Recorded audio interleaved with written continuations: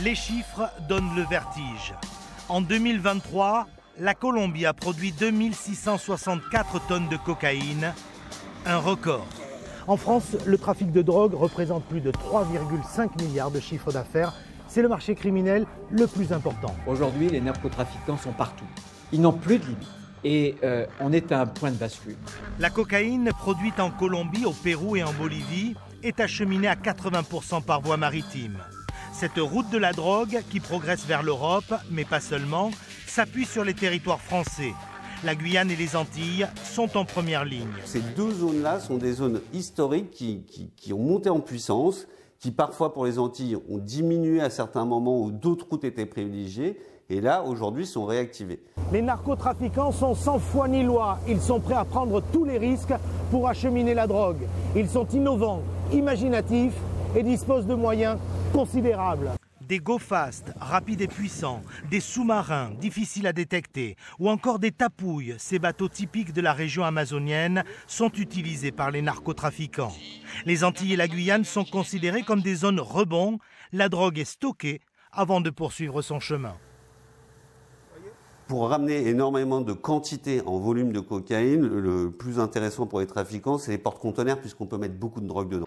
Les narcotrafiquants utilisent les techniques du drop-off et du rip-off. La drogue, placée dans un conteneur, est retirée par un complice pour être ensuite jetée à la mer ou déchargée discrètement au port.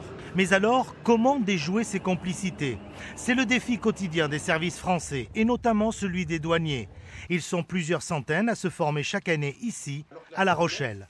La cocaïne, on est sur une substance qui va voyager non pas comme ça, en poudre, mais compactée. S'il y a un maître mot dans notre formation, mais dans notre métier, c'est être curieux et chercher toutes les anomalies qui peuvent sauter aux yeux. Cet après-midi-là, sur le navire des douanes. Objectif de la recherche, la découverte de marchandises prohibées. Weska est au travail, un flair redoutable. En quelques minutes, elle repère le colis suspect.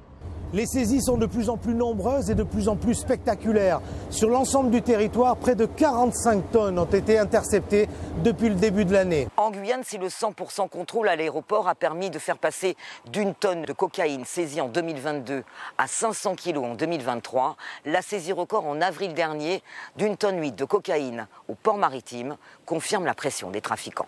Quelques dizaines de tonnes interceptées, plusieurs centaines qui parviennent à passer entre les mailles du filet. Pour le sénateur Blanc, il est urgent d'agir. Il faut prendre ce dossier à bras-le-corps. Sinon, les générations qui nous suivent seront sujettes à une superpuissance criminelle qui s'appelle le narcotrafic et qui s'appelle la criminalité organisée. Le gramme de cocaïne se vend aujourd'hui 75 € en moyenne. 600 000 personnes en consomment régulièrement. L'Office anti-stupéfiants estime à 240 000 le nombre de personnes qui vivent directement ou indirectement du trafic de drogue.